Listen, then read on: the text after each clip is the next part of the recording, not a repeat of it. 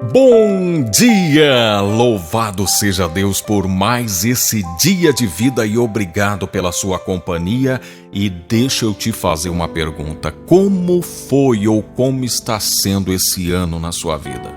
Com base nos acontecimentos, fazendo uma reflexão acerca das coisas que você viveu, que você experimentou, pelas situações pela qual você passou, como é que está a tua avaliação desse ano que está terminando? Você quer saber a razão de muitas coisas que aconteceram na sua vida? Então fica comigo e, por favor, já dá o seu like agora, já aperta o joinha, deixa depois nos comentários um resumo, pode ser numa frase, como foi o ano de 2018 para você, tá bom? Hoje é segunda-feira, dia 31 de dezembro de 2018. Eu sou Ney Santos e é com alegria que eu trago agora a palavra de hoje. Abra comigo a sua Bíblia em Gálatas capítulo 6, vamos ler os versículos 7 e 8. Não se deixem enganar, de Deus não se zomba, pois o que o homem semear, isso também colherá. Quem semeia para a sua carne, da carne colherá destruição, mas quem semeia para o Espírito, do Espírito colherá a vida eterna. É interessante que muitas pessoas às vezes usam uma parte desse versículo sempre com aquele tom ameaçador, especialmente quando a gente vê alguém fazendo alguma coisa que de alguma forma insulta a nossa fé, a nossa fé cristã. Então muitas pessoas, quando vê alguém fazendo alguma coisa e a pessoa se sente ofendida, de alguma forma ultrajada por aquele insulto, às vezes de uma pessoa ignorante da fé, de uma pessoa que não tem a mesma fé que a gente, então você sempre ouve alguém às vezes dizendo: cuidado, de Deus não se zomba, não é? Muitos usam esse versículo assim, mais para ameaçar, especialmente aqueles que pensam diferente de nós ou diferente dele, né? Mas é interessante uma coisa: a gente precisa tomar cuidado para usar algumas expressões porque algumas não fazem sentido. Se a gente analisar bem, o Deus que criou o céu e a terra e o ser humano, ele é um Deus onipotente, soberano, majestoso, seguro de si e que não está preocupado, não está chateado, não está assim em crise por conta de algumas pessoas que não querem segui-lo. Deus não é como eu e você, como ser humano. Deus é majestoso, soberano e poderoso. Quem você pensa que deu ao ser humano a capacidade para escolher entre ele ou não? Foi o próprio Deus. O Deus que criou o céu e a terra e criou o ser humano deu o livre arbítrio para que a pessoa tivesse a oportunidade de segui-lo e amá-lo ou de simplesmente não dar bola para ele. Você lembra quando Jesus enviou os 70, enviou aqueles discípulos para pregar a palavra? Lembra do que Jesus disse? Jesus disse para aquelas pessoas irem aos povoados e na cidade, no lugar onde os recebessem, para eles entrar lá, ficar lá e pregar o evangelho.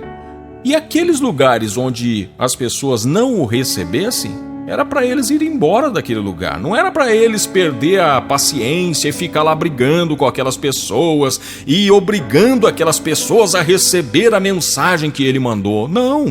Jesus simplesmente disse: no lugar que receberem vocês, entrem, fiquem, comam, fiquem ali. No lugar que não receberem vocês, vocês vão embora. Jesus é bom demais para ter que ser enfiado goela abaixo de pessoas. É por isso que a gente tem que ter certa tranquilidade e saber que Deus, ele se apresenta, se revela a nós e a toda a humanidade por meio da sua palavra, e ele faz um convite. O convite dele é simples: se vocês quiserem experimentar ou comer o melhor dessa terra, venham a mim, fiquem comigo. Agora, quando as pessoas falam do versículo que nós lemos aqui, de Deus não se zomba, elas esquecem às vezes de completar o versículo e trazer uma parte que eu tenho por mim que é uma das partes mais importantes. Não é a primeira parte. A segunda parte é uma das mais importantes, porque o apóstolo escreve assim: pois o que o homem semear, isso também colherá. Esse é o momento em que esse versículo nos convida ou nos chama a refletir sobre um princípio muito básico da nossa existência humana. Que princípio é esse? O princípio da semeadura e colheita. Eu entendo que o princípio imediato da semeadura a qual Paulo estava se referindo tem a ver com o investimento dos fiéis na vida dos que o instruiu, ou seja, na vida dos ministros da palavra. Porque no versículo 6 está escrito assim: o que está sendo instruído na palavra, partilhe todas as coisas boas com quem o instruiu. Tá? Então, o princípio imediato do versículo, Paulo está falando sobre honrar e dar condições aos líderes que estavam instruindo aquelas pessoas, condições de subsistência. Honrar, dar condições para que os líderes tivessem o seu sustento, porque eles estavam se empenhando, se dedicando ao estudo e ao ensino da palavra. Porém, é possível usar esse princípio para outras áreas da nossa vida. Me permita lhe perguntar uma coisa: o que é que você colheu ao longo desse ano? Você colheu amargura, tristeza, angústia? Ou você colheu alegria, felicidade, realizações? Faz uma análise. O que é que você colheu ao longo desse ano? O que é que você viveu? O que é que você experimentou? Olha, uma coisa é certa: boa parte daquilo que nós colhemos são coisas que nós semeamos. Ah, mas eu estou enfrentando uma crise muito grande e eu só fiz uma continha pequenininha. A gente tem que tomar cuidado, porque a semeadura, você semeia uma semente, ela às vezes se transforma em várias sementes, às vezes numa espiga e até numa árvore. Assim como quando você semeia uma coisa boa, ainda que seja pequena, você colhe uma coisa boa, grande ou abundante, também quando você semeia uma pequenina coisa má, aquilo pode frutificar e depois você ter que colher algo muito grande e muito mal. Então a gente tem que ter atenção naquilo que a gente está semeando. É claro que tem coisas que fogem ao nosso controle. Às vezes, mesmo você semeando uma boa semente, pode nascer umas ervas daninhas indesejáveis. O joio pode vir para o meio do trigo. Mas a maior parte das coisas que nós colhemos, somos nós mesmos que semeamos.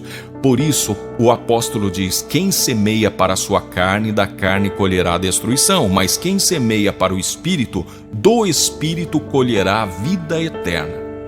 Então, deixa eu te trazer agora um último conselho nesse último dia do ano. Não gaste o seu tempo agora chorando o leite derramado. Vamos agora nos concentrar em semear coisa boa. Eu não quero aqui ficar pensando nas coisas más, nas situações ruins que você viveu ao longo desse ano. Vamos pensar em semear boas sementes, porque ainda que as suas sementes sejam poucas ou miúdas, Deus é poderoso para fazê-las crescer e se multiplicar. Eu tenho, por exemplo, aqui para te dizer e mostrar, eu comecei o ano de 2018 no mês de março semeando a palavra. E olha que interessante, a minha primeira palavra que foi semeada nesse contexto que a gente tem diário aqui foi num sábado, dia 10 de março de 2018. Essa primeira palavra teve 1.362 visualizações.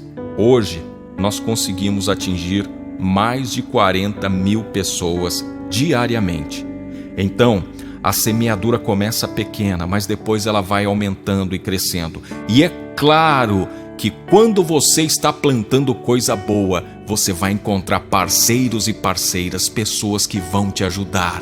Então confie e semeie aquilo que você tiver de melhor, porque ainda que a sua semente seja pequenina, Deus vai fazê-la crescer e se multiplicar. E fuja das más semeaduras, fuja das coisas más, não pague o mal com o mal, porque assim você vai fazer o jogo do inimigo e o interesse dele é destruir você. Que você possa ter capacidade e sabedoria para semear coisas boas.